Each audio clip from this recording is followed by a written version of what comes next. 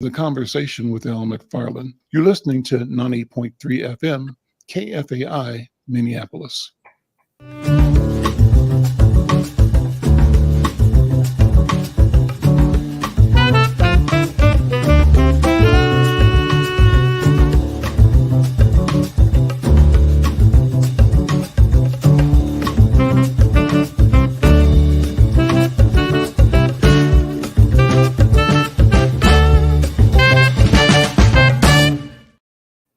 I'm Al McFarlane. Welcome to the Conversation with Al McFarlane. I'm glad to be here. I'm glad to have you along as well. Kudos, as always, to our host news radio station, KFAI. Just so powerful, so wonderful, so diverse, so eclectic. We used to call it a different radio station every hour. That's because of the station's ability to connect with people from different backgrounds, different voices, different idioms, every day, all day, every hour. And so we're in that vein as well today. We've got a great program, colleagues joining me from around the country, sometimes from around the world, talking about issues that are important. We call this an effort to create robust conversation. I think we're going to deliver that as well today. I'm going to remind people to know that wherever you are, 2 Facebook platforms that we're on, we're streaming to 2 YouTube platforms. We're also on LinkedIn, and we're also on Twitter. We appreciate your presence. Let us know that you're listening or involved. Send us a note, a comment. If you want to get in the conversation, just drop a note in the comment section. If we get a chance to, we'll invite you to jump on live as well. And we want you to support what we're doing, and we'll let you know over the course of the hour how you can subscribe to the Conversation with Al McFarlane. Well, let me begin with a new feature. We are going to do this regularly every Tuesday, I believe, and that's a conversation with my colleague, a sports section with Coach Leah. Coach Leah, how you doing, my friend? I am fabulous, and welcome everybody to a terrific Tuesday, hanging out with Al McFarlane, the conversation. I'm so happy to be here. So happy to be here. Well, happy to have you here. What's on the agenda for today? So right away, I want to bring in a special guest. We have Richard Walker, who is a special contributor to Insight News Sports. And Rich, can you pop in here and join us for a minute? So good afternoon. Good afternoon, my friend. And I want to formally introduce you to our editor-in-chief, Al McFarlane, and who has been really encouraging me to, invite other great writers to join us with Inside Sports. And, you were literally at the top of the list of people that I wanted to make sure join us with our journey in building out a robust and wonderful sports page. And, whenever you can hang out with us on Tuesdays. And look, I know you're doing double duty right now. So talk to us about where you are right now and what you're up to. Well, I'm actually sort of in the middle of a lot of things right now, but I work with the NFL alumni, and specifically we have an initiative that's called Tackle Obesity, and it started with myself and 6 other former NFL players on a journey to lose weight. And this program started in 2021. We all lost weight on the program. Some notable names on the program was the recently passed Dick Butkus. He lost 47 pounds on the program at age 79. Mike Golick, who you guys may know, is the host of the ESPN morning show. He was on the program. He lost 60 pounds. I am the leader so far. I've reached the 120-pound mark next week. Wait. So 120, Richard? 120. Wow, that is fabulous. Fantastic. Keep going. And so we did so well in the program that we decided, well, this is not something we want to keep to ourselves. So it has transformed into a cause where we are now using our platform as an opportunity to create public awareness of this issue. Because the issue here is that, specifically with men, it's difficult to get men to talk about the challenges with weight and obesity. To drill down a little bit further, Obesity, it impacts all of us as a nation. We're currently at like 40% obesity rate, which is absurd to think that 4 out of 10 Americans are in a state of, overweight or obese. But the numbers are even more staggering with the African American community. And beyond that, even higher among African American men.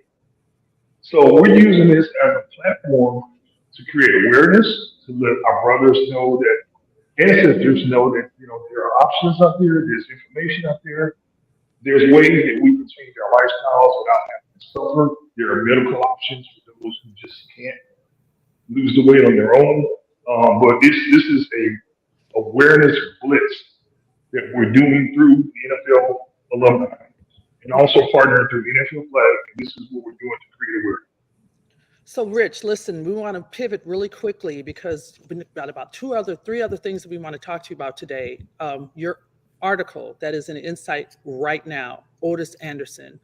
Let's talk about that Hall of Fame omission real quick. Absolutely, and this kind of ties into the tackle obesity because Otis is one of our guys in the program. Yes. And that's how he and I met, and I started to get close with Otis. He was a little bit before my time. I was a football fan, but I was still in my younger years, so I wasn't really dialed into his career. Sure. But as I met the guy, I went back and evaluated his career. And I'm like, wait a minute, this man had a Hall of Fame career. Why isn't he in Kent? That part. So when I started drilling down to the numbers and looking at the perspective of when he played, he was 8th in rushing when he retired. He's still top 20 in rushing touchdowns. He's still top 30 in rushing yards. He's got more rushing touchdowns than O.J. Simpson, Thomas, Marshall Falks, and Hicks. Now, I had to understand, why is that? And I'm a college football Hall of Fame voter. So I use my experience as a voter to evaluate the process for the Pro Football Hall of Fame. Okay, so let me pop in. So we're having just a little bit of technical issues with your audio. Okay, sorry. This is what I wanna say. So Richard is a member of the NFL Football Writers Association, if I'm not mistaken. That's the proper title. College football writers. College football. However, he has a vote, and so now it makes sense for Rich to have a vote, Al, because Richard, in our opinion, because I kind of side with what Richard is saying in his article, and this whole premise of the media having such a heavy weight in voting, and they don't have the experience as an athlete. But that's not the case with Rich, because he is an NFL alum, a former college football player as well. And so we're hoping that the tides will be able to turn in the coming years for a lot of different voting entities, because however important it is for the media and journalists to have a voice, of course, I mean, we're in this space. To have the perspective of an athlete is really, really important as well, because again, how could someone like Otis Anderson, with the kind of stats he has, not be a member already? So, what can we do at this point? Richard, thank you for jumping in. Your sound is unstable, so we want to tell you thanks, and next time make sure that we do some prep work to get you the best quality voice, because I think some people are missing some of the things you're saying. But thank you so much for being here. I'm excited about what you're doing with weight loss. We have an award-winning weight loss program locally here called Insight to Health Fitness Challenge. I'm going to share that with you, and I'm sure there's going to be space for us to bounce off each other and collab in the future. Coach Leah, what else you got? We got about 3 minutes. What else you got? Well, I wanted just to mention really quick the second annual Tall Girls United Wellness, Wealth, and Winning Conference is coming up, held alongside the NCAA Women's Final Four. Al, I'm always so honored to know that you are a huge supporter of the initiatives that we're doing for women's sports and women's basketball. And this year, for our second year in a row, we will have our Ultimate Brunch and Forum moderated by ESPN's LaChina Robinson. And we will have our first ever TGU talk headlined by world champion from the Houston Comets, Yolanda Moore. So, and then a really, really brilliant panel.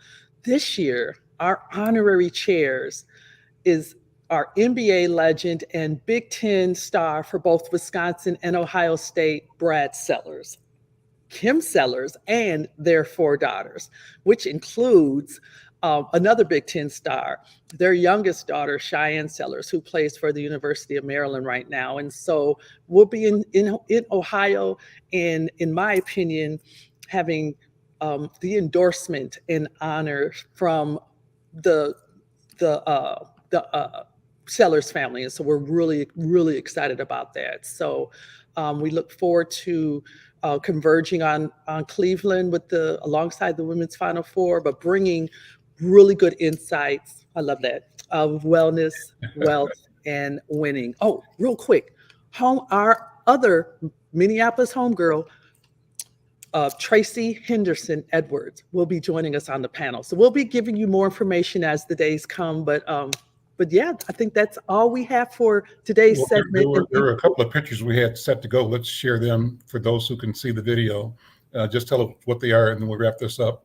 So that's Brad Sellers back in his collegiate days. And so he is the mayor of Warrensville Heights, which is a first-tier suburb of Cleveland. So he's been a mayor now for, quite a while. So yeah, and then these are his 4 daughters, and Kim Sellers, who is actually a media mogul in the Cleveland area, had a stellar journalist radio career in the Cleveland area.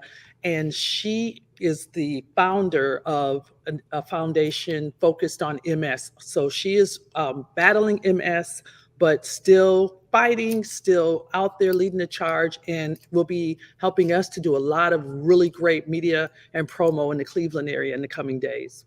Well, for our radio listeners, we're speaking to your mind's eye, and we're hoping that you can visualize what we're seeing online on our live streams. But Coach, thank you. If people want to connect to you for story ideas, potential guests, how should they do that? So be sure to send an email to Coach Leah, that's CoachLeah at insightnews.com. That is the best way. And then we will reach out, either myself or a member of our team will reach out to you right away. If you've got any ideas, any comments, whatever it is, we would love to hear from you. And then, of course, all of our Insight News platforms, Facebook, YouTube, all the ways, LinkedIn, all the ways. Yes. Super. Coach Leah, thank you, my friend. We'll see you next time, okay? Thank you. Bye-bye. I'm Al McFarlane. This is the Conversation with Al McFarlane. We continue. Bob Amsterdam is with me today. Robert Amsterdam is an international lawyer with 40 years experience working on high-profile cases in emerging markets. He's a founding partner of Amsterdam and Partners LLP. It's a boutique international law firm with offices in London and in Washington, D.C. And it's an innovative practice that explores synergies between public international law, international criminal law, and political advocacy. Amsterdam has been retained by numerous sovereign governments and political parties and candidates, high net worth individuals, foreign investors, and multinational corporations. Current and past clients include the Republic of Turkey, former Prime Minister of Mongolia, Chamed Saikimbileg, former President of Zambia, Rupiah Banda, former Prime Minister of Thailand, Thaksin Shinawatra, and Russian billionaire Mikhail Khodorkovsky, among others. The law firm is well known for its pro bono practice in human rights, including the defense of Ilya Ponomarev, I'll get that right, an exiled Russian state Duma deputy, Maurice Kamto, leader of the Cameroon resistance movement, Bob Wine, a Ugandan member of parliament and opposition leader, and Tundu Lissu, leader of Chadema party in Tanzania. The firm has also represented George's Tadonki, who is a United Nations employee who survived a campaign of intimidation by officials in Zimbabwe, a case which resulted in Amsterdam and Partners LLP being awarded the Global Pro Bono Dispute of the Year award from the American Lawyer. And as a prolific columnist and blogger, Amsterdam's writings have been published in the New York Times, the Financial Times, and Wall Street Journal, the Washington Post, Forbes, among other publications. He's made numerous television appearances on networks such as CNN, CNBC, Bloomberg, BBC, Fox News, and for many years he's written a bi-monthly column for Spears on issues facing United Nations NWIs. I'm not sure what that means. We'll find out in a second. And he's also the host of the popular literary podcast Departures. Profiles of him have appeared in the Globe and Mail, Le Monde, and American Lawyer. He's a member of the Canadian and International Bar Association, licensed as a solicitor in the United Kingdom. He earned his BA from Carleton University in Ottawa and studied law at Queen's University in Ontario. Bob, welcome to the conversation. It's a long introduction, but a great one. Thank you for being here, and it's a pleasure to meet you. Let me tell you, I want to reach out to Coach Leah because I thought I was on for the weight loss segment. I was disappointed. We're going to talk about these political cases.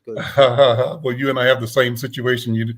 I put in my 2 cents worth on our weight loss activity as well, so we got a lot in common here. But you connected with me. I connected with you to find out your take and your work with the Ukrainian Orthodox Church, and the question is about, while there is the conflict between Ukraine and Russia, what's this position and the impact of that conflict on the Ukraine Orthodox Church? How does that line up? How do we consider that as we take in the news about the conflict between Russia and Ukraine? Let you know that join us here just to listen and to maybe ask questions as a part of this conversation. 2 of my colleagues, Antonio Rosell, is here in Twin Cities. He's from Peru, and he's an international peace activist, has done conversations, engagements around Palestine and North and South America, Cuba, etc. And then also joining us is my colleague, the editor of our section we call Afrodescendientes, and that is Yogi Sena, who's joining us from Bahia in Brazil. So with that, let me sort of pass the microphone to you to talk about the situation with the Ukrainian Orthodox Church and how that figures in. What's your concern about that church, its posture, its position amid the conflict between Russia and Ukraine?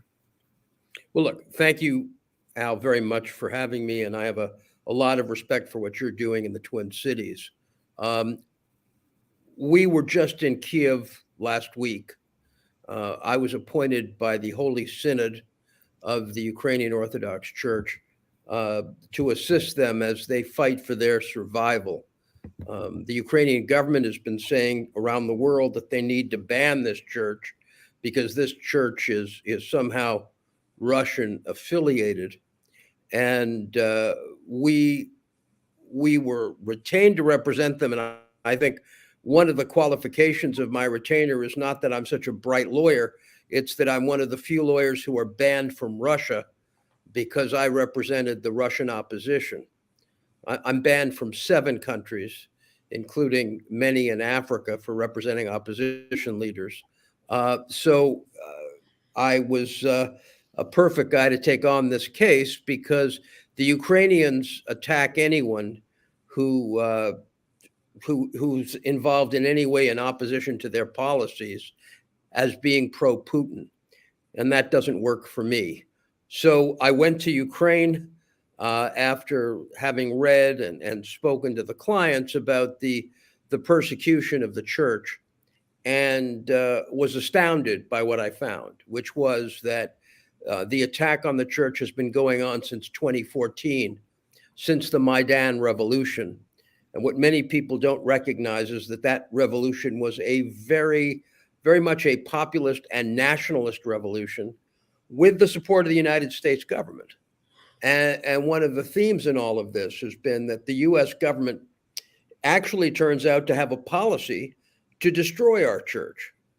And the evidence for that actually comes from a former Assistant Secretary of State for Human Rights, Robert Destro, who gave that testimony during a speech just a few weeks ago in Washington. So I met with a number of priests who had been charged criminally. They were charged either with being traitors or with Section 161 of the code, which involves instilling religious animosity, inciting religious animosity. And certainly from the review of the files I had in writing, these charges seemed to be bogus. But it was very important and helpful to actually meet with the priests involved. And tragically, after I finished interviewing priests, no sooner had the interviews finished, but the secret police of Ukraine interrogated these priests. One day after my meeting with these priests, one very senior metropolitan, one of the leaders of the church, his home was attacked by the secret police, and he was intimidated to the point where he had a cardiac infraction that day, and needless to say, is still in recovery. One of the other priests was beaten so badly, he will never be able to return to the pulpit. And these beatings are occurring because there is a competitor church to the Ukrainian Orthodox Church, and that is a state-based church called the OCU, which was set up by the Poroshenko administration, the administration prior to Zelensky. And that administration was a heavily nationalist administration, wanting to derogate rights from Russian speakers and also wanting to destroy the 1,000-year-old home of Christianity, by the way, which is the UOC, and replace it with the OCU. And before going to Ukraine, I was told that my clients were a very small percentage of the population. So it was a great surprise when I went to church on Sunday to find that my churches were full and in fact flooded. And I'm not like you, Al. I'm a lot older than you. And when I went to church, I was scared of catching some form of communicable disease because my churches I could not get into. They were simply crammed, and the church of the state functioning body were empty. And in fact, the Lavra, which is a unique and magnificent temple of Orthodox Christianity, after the OCU seized it, they held a disco event, which, I mean, if you know Orthodoxy and you know how conservative the Orthodox Church is, it was a complete, I'm sorry to say, a disgrace to those who are, who have grown up in the Orthodox Church and treasure these shrines. It was unfathomable that this kind of behavior would go on. So I also met with leaders of the Rada, which is the parliament of Ukraine, and was shocked by the fact that these men said they had no power, they had no influence with Zelensky. In fact, they were interrogated as well after they met me. I felt like I was the poison chalice meeting these individuals. And, I should say I'm very active in Africa. I represent many of the opposition groups in Africa and have just recently been appointed to act for Nelson Chamisa in Zimbabwe. And, I'm used to being in hostile countries and hostile situations, being banned from 7 or 8 countries now. But I was still shocked by the fact that I was followed by the secret police everywhere, and that they were not hiding. They were there to intimidate me. After I met with a representative of the government, a TV channel cornered me after the meeting, clearly tipped off by the government. They announced me not as a representative of the Ukrainian church, but as a representative of the Russian church. In fact, they named me as a representative of Patriarch Kirill, who is the head of the Russian church and one of the most hated figures in Kiev right now.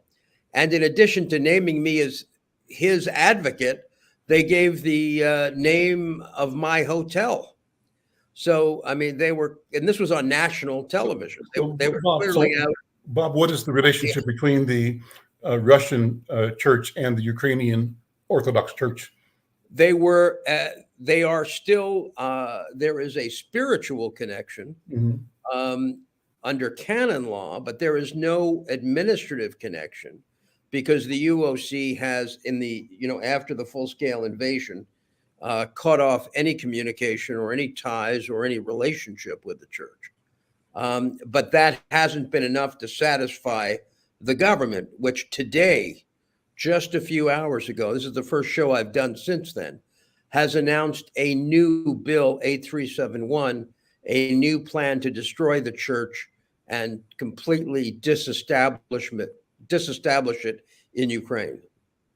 So let me ask you, when I first became aware of you and your work, my gut reaction was that it sounds like this is an operative for the Russian government in the current conflict between Russia and Ukraine, and that your work appeared to me, this is without deep study, something that would destabilize or cause people to question one of the core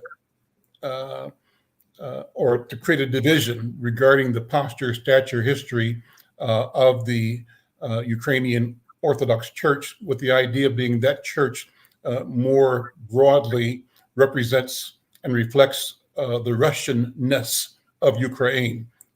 And so that was my first reaction. Would you respond to that? Listen, I mean, that's the reaction of a lot of people because in the United States today, we're not allowed to think freely.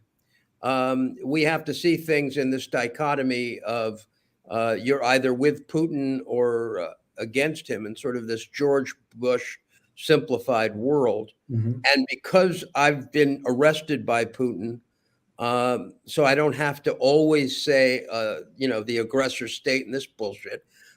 Because I've been arrested by Putin, I've got the freedom to call out these horrific tactics of the Ukrainian government. And by the way, I support aid to Ukraine. I think we have to stand by them through thick or thin because we began the commitment, and you don't, as a superpower, drop out when the going gets tough. But I will say there's no democracy in Ukraine. There's no freedom of speech. There's no freedom of religion. And the secret police control everything. And Zelensky is far from a Democrat. And he's far from a great leader when it comes to anything but begging for money. And he's a great motivator. I give him that. There's a new book out by Simon Schuster called The Showman, which I think is quite credible. I think he has a lot of heart, but he didn't see the invasion coming. He didn't properly prepare the country for it. The man who saved the country was a guy named Zaluzhny, who was the general who saved Kiev. But we have a cult of personality around him. We have set up, I think, one of the strongest sanctions regimes in the world against Russia. Which I think, quite honestly, is probably blowing up in our face.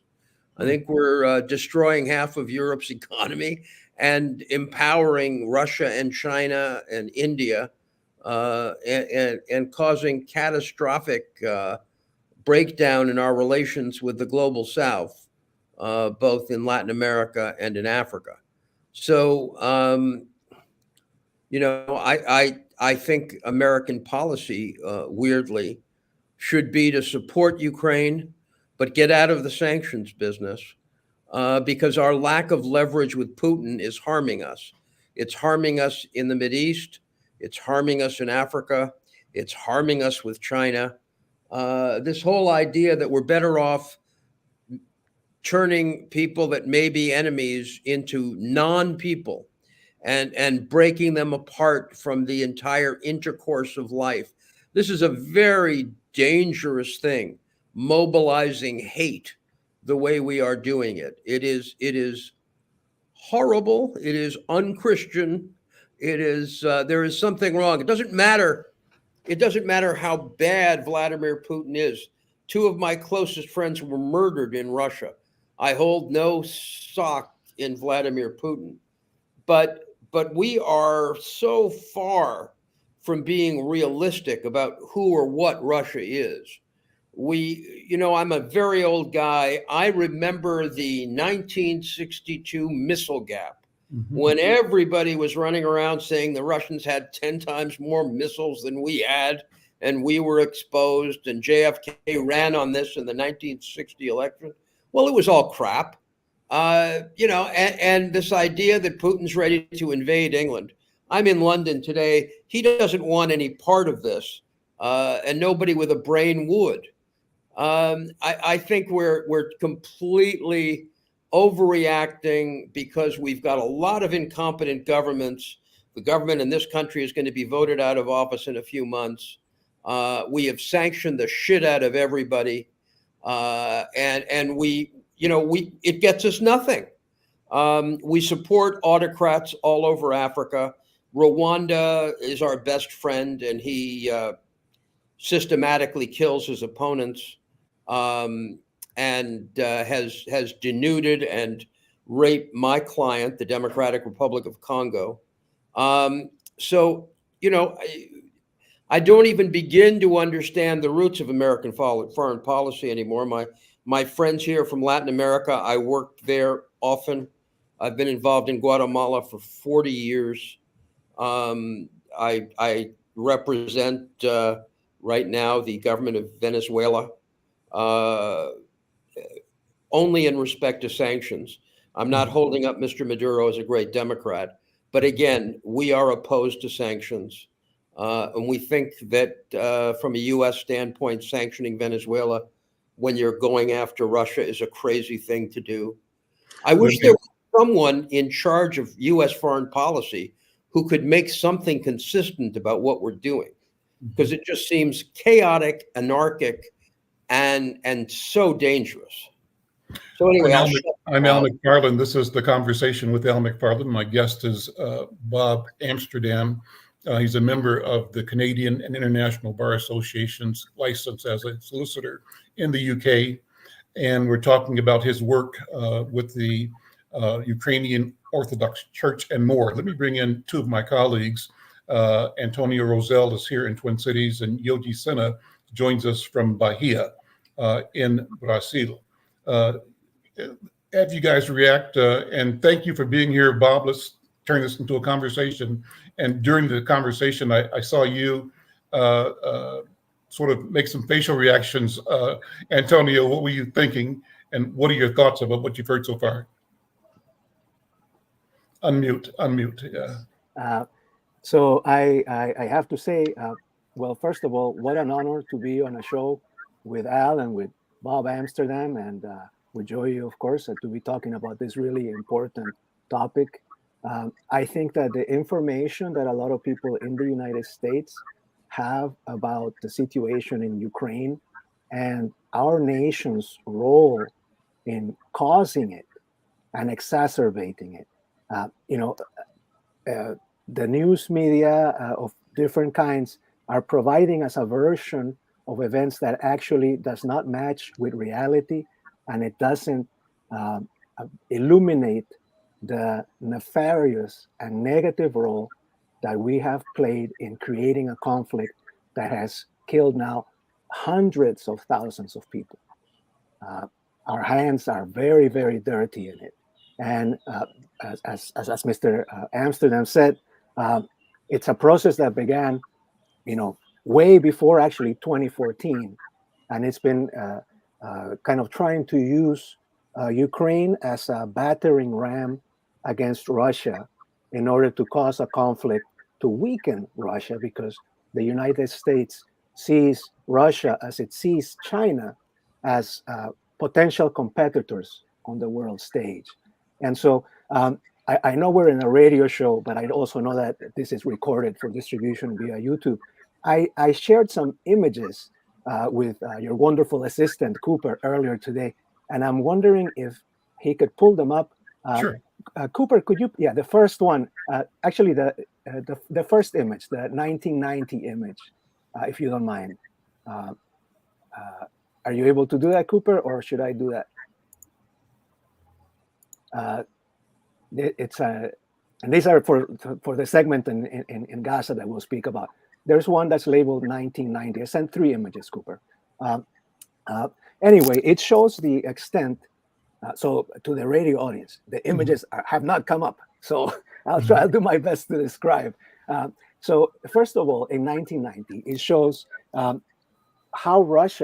Russia was in relation to NATO. And there was kind of a boundary between them that was the Warsaw Pact countries, which were all aligned with the Soviet Union. And so Russia was very far from the West, and there was protection for their interior lands. When the Soviet Union collapsed in 1991, the promise was given by the United States that NATO, which was the enemy of the Soviet Union and the Warsaw Pact, would not expand 1 inch to the east, that there would not be encroachment toward the Soviet Union, or what was then, as the Soviet Union dissolved, Russia. Continually, since 1991, NATO has done the expansion toward the east that they promised they wouldn't do. And so this is the first, thank you very much, Cooper, for pulling that up. So this is where the state of the world, the state of Europe, Asia, Soviet Union was in 1990, before the dissolution of the Soviet Union. You see in red is the Soviet Union itself, in the dark red. In the blue are the nations that were aligned with the United States and with NATO. And in the light pink are the Warsaw Pact nations, which are the equivalent of NATO.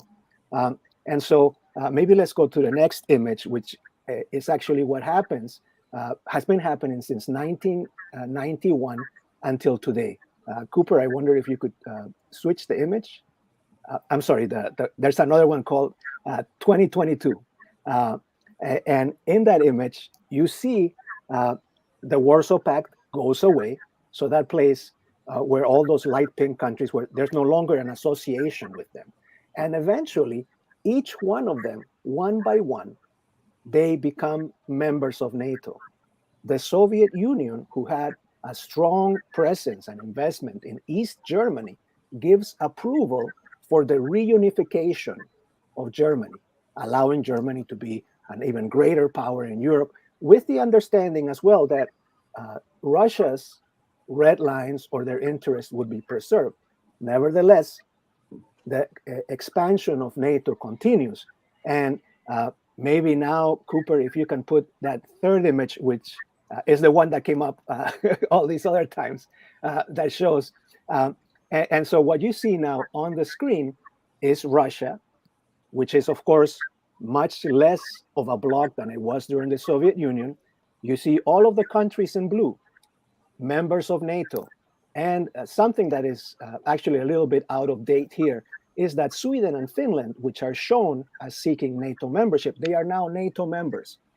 Ukraine has been, for the last at least 10 years, if not actually longer, strategically, I would say this is probably since the 1990s, has been seen as and has been prepared to be a NATO member, to be right adjacent to Russia. And a NATO member doesn't just mean, oh, I'm part of an association. A NATO member means I have army, air force, and naval assets that are right next door to Russia. So imagine if, for example, Russia decided to establish bases all along the Mexican coast, all along Mexico, the Mexican border. And like Cuba back in the day. And it's the same thing that happened during the 1962 missile crisis, which, you know, and I'll say one more thing about that to go back in history, because it's really interesting to try to go back and see what we can learn. That people call it mistakenly the missile crisis, the Cuban missile crisis. It actually is the Turkish missile crisis, because the reason why it came up is that the United States placed long-range nuclear missiles in Turkey. And the response from the Soviet Union was, okay, you're going to do that to us. See how you like it. We're going to place our nuclear missiles in Cuba and see how you live with that. So that idea from the 1960s is still the same idea. And this is the desire to turn Ukraine into NATO. And this has been ongoing since at least 2014, where NATO assets, without NATO actually being a member of NATO, have been continually placed into the Ukraine. And it's part of the reason the campaign, they say, people, just different folks who are paying attention to this, approximately 400,000 Ukrainian soldiers have been killed thus far in this war that we instigated.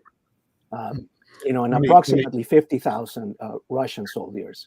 Let me bring in. I think you have that reversed. It's 400,000 Russians and 31,000 Ukrainians. That's one of those things where there is we may agree to disagree on some of that data, which is fine. But overall, and that's in a way, it's tragic because it still is 500,000 humans who were made by God, who no longer are with us on this planet because of policies that our government has for a long time been working on and has been investing. Let me bring Yogi in. Yogi, we often talk about the global South and the impact of policies from the North on the global South. And Bob has mentioned on several occasions his work intervening on behalf of opposition parties in Africa and elsewhere. Any impressions or thoughts or questions, Yogi Sena? Unmute if you would. And I think Yogi's connection is frozen. Bob, go ahead and respond. And then I want Antonio to talk about Gaza. And if you're available, stick around, Bob. I'm going to spend 15 minutes for the last part of the program with a presentation or comments about Gaza and the conflict there. But Bob? Well, look, firstly, I think that we're ascribing too much to the United States. I think the situation is deeply influenced by the United States, but there is this historic issue with Russia where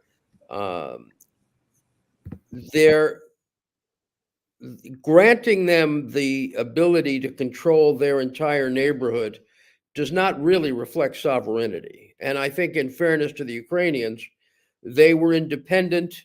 Their independence was guaranteed by the Budapest Treaty.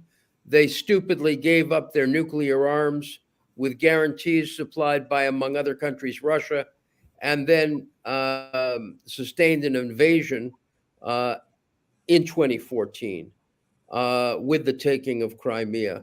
Whether or not the Crimeans wanted Russia, which is an open question.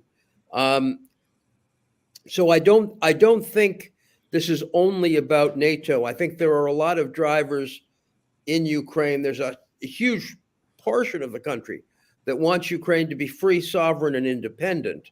And in fairness to them, I think we're doing them a disservice by denying them weapons now and literally watching them get slaughtered. So I don't agree with the view that it is just a contest between the United States and Russia to bleed Russia.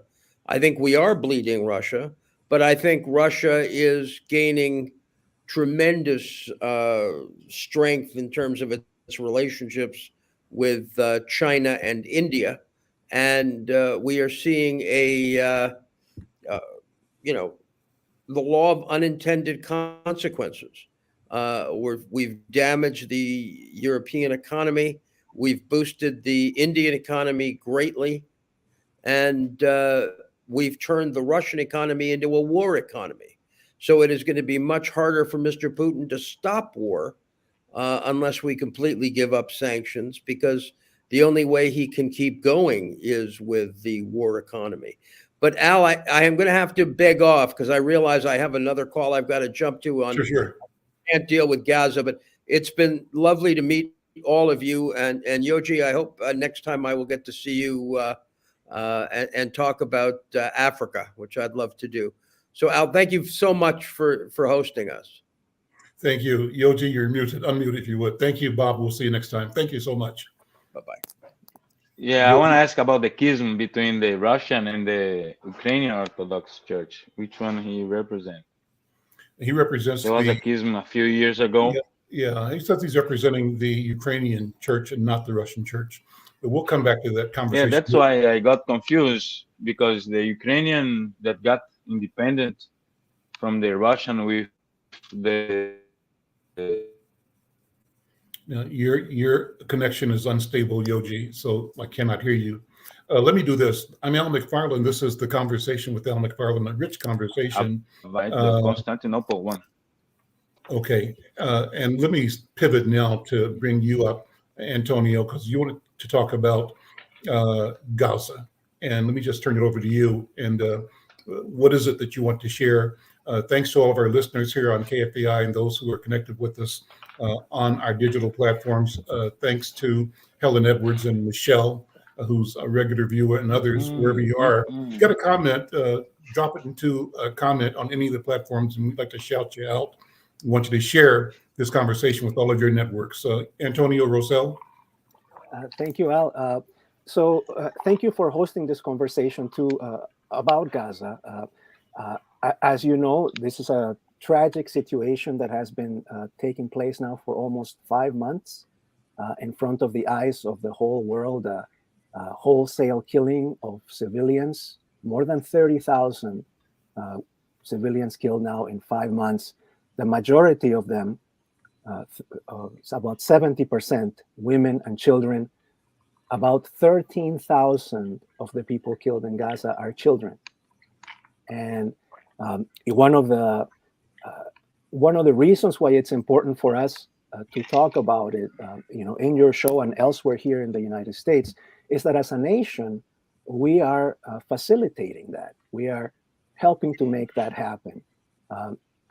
I don't know how many of our listeners today know this, but the United States just last week, for the third time in about 4 months, vetoed a ceasefire resolution that would have forced an immediate ceasefire in Gaza and an end to the killing.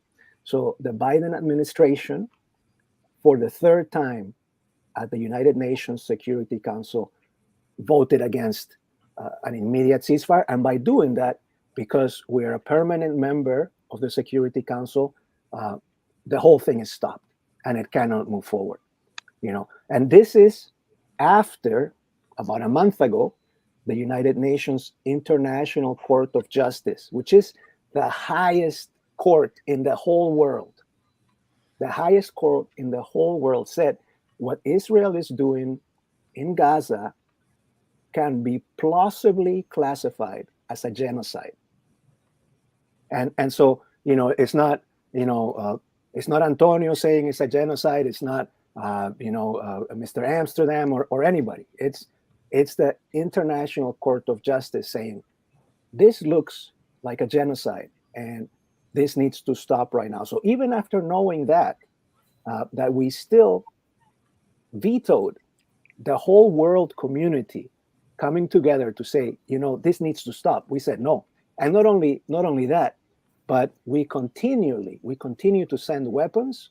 We continue to fund Israel's military. And it's the Biden administration that has been leading that. And, and it's our senators as well. I've been contacting Senator Klobuchar, Senator Tina Smith, every day, just about, not just me, lots of people have been calling to say, hey, please work for a ceasefire. This has to stop. And they do the opposite. Well, let me play the devil's advocate here, in the sense that it's not just Biden's policy, it's U.S. policy. It's historic policy.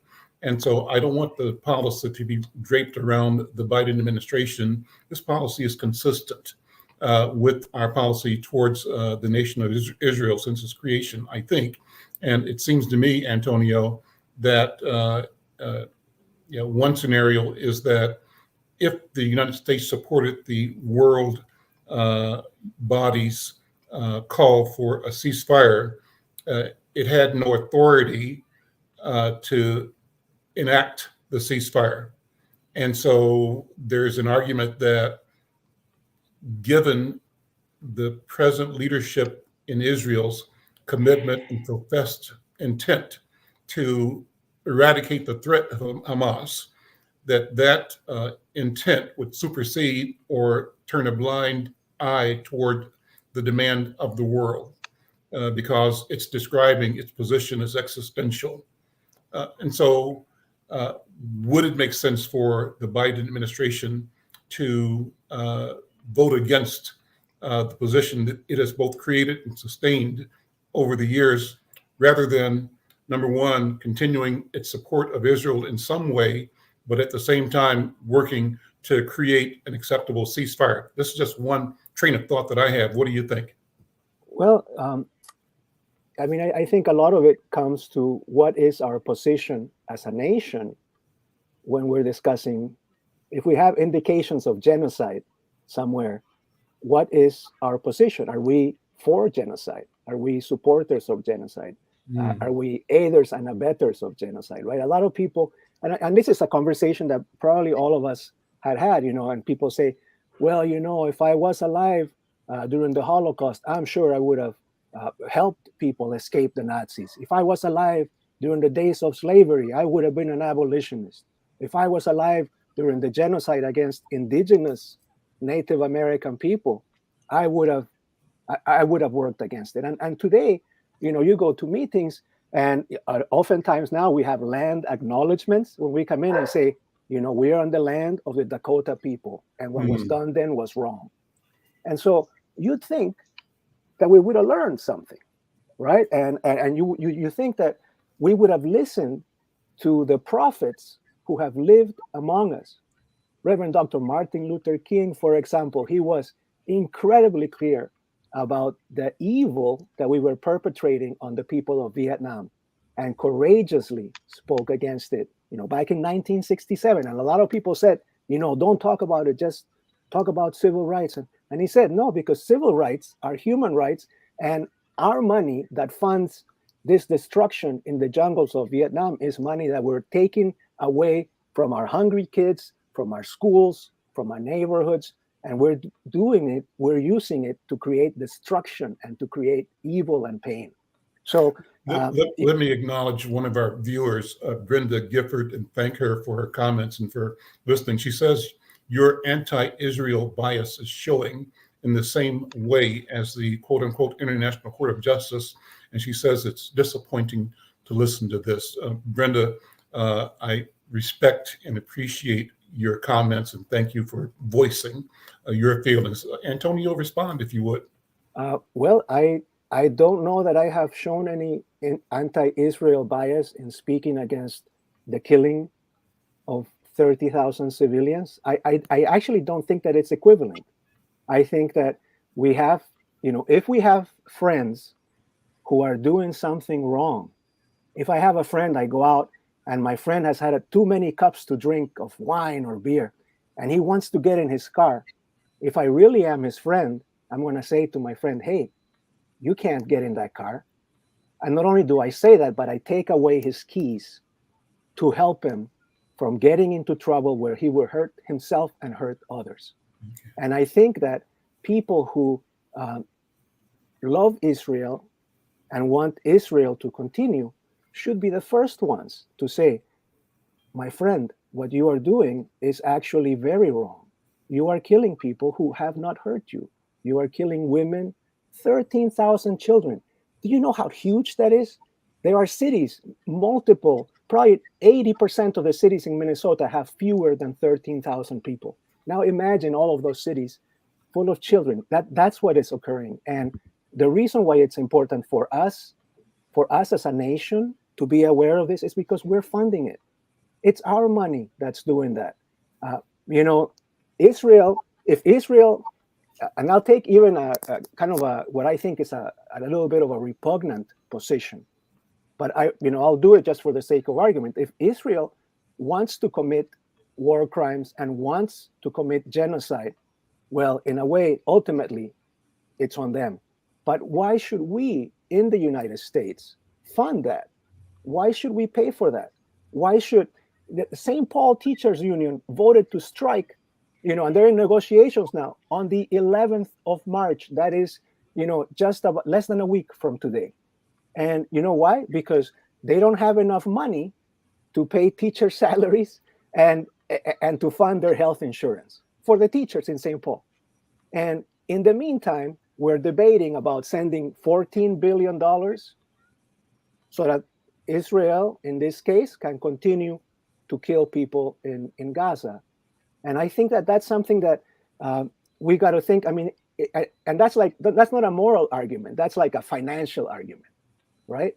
The moral argument is if we say that we are for human rights, if we say that we are for respecting the other, if we love life, and if we think that all people have equal worth, which we do, and we love diversity, and we say we love all these things, we need to act consistently with that.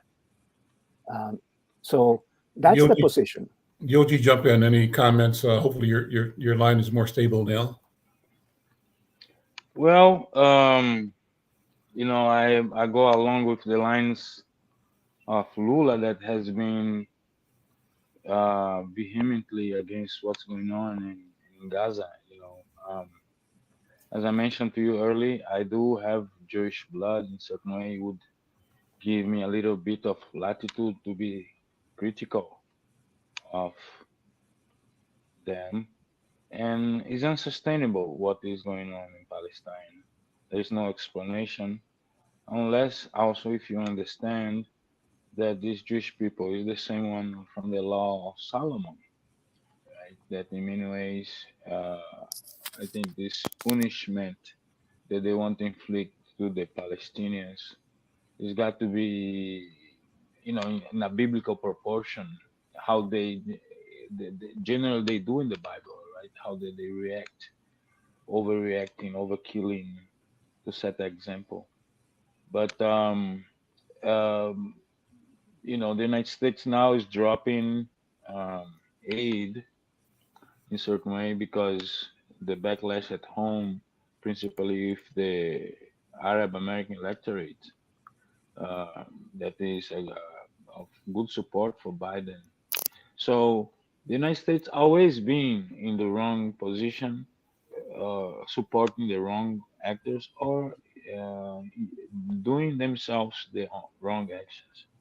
So this issue of the Middle East, Gaza, Israel, it's been going on for a long time, has directly involvement at first of the British government and then the American government for geopolitical and economical reasons to be close to the producers of oil in a certain way. And it's a classical replication of the colonialist structure that happened in the Americas, in the US, a replacement of native populations, push them away, put them in reservations, and absorption of them, and Israel is the same. Instead of British colonizers, pilgrims, are the Ashkenazi Jews. Also, we got to distinguish that is a very European mindset of Jews in Israel. They are the Ashkenazi Jews that are descendants of the Khazars that might not be really, one of the tribes that left. But anyway, it is the same European colonialism applied to the population of Palestine. Thus, that population of Palestine, it was comprised of Christians and Sepharad Jews, Mizrahi Jews, but mainly Sepharad Jews, right? Those Jews that got expelled from Spain, Portugal during the Inquisition, they were the ones that were in Palestine when the Ashkenazi arrived with the idea of Zionism. 30 seconds before we wrap up. Let me thank you, Yogi. Antonio, 20 seconds on the backlash. What's going on right now as you see it? Well, worldwide, there is a whole denunciation of U.S. actions. Locally, I don't know if the Michigan primaries last week, people voting uncommitted in the Democratic primaries. The same effort is going on here in Minnesota. People wanting to let the Biden administration know that they don't support Biden's actions. A lot of them are voting uncommitted in the primaries today. So maybe listeners, if they want to participate and say, no, this is not, don't do this in our name. We're out of time. Gentlemen, thank you so much. Good to see you again. We'll see you next time. I'm Al McFarlane. Thank you for listening to the Conversation with Al McFarlane. We'll see you. Thank you.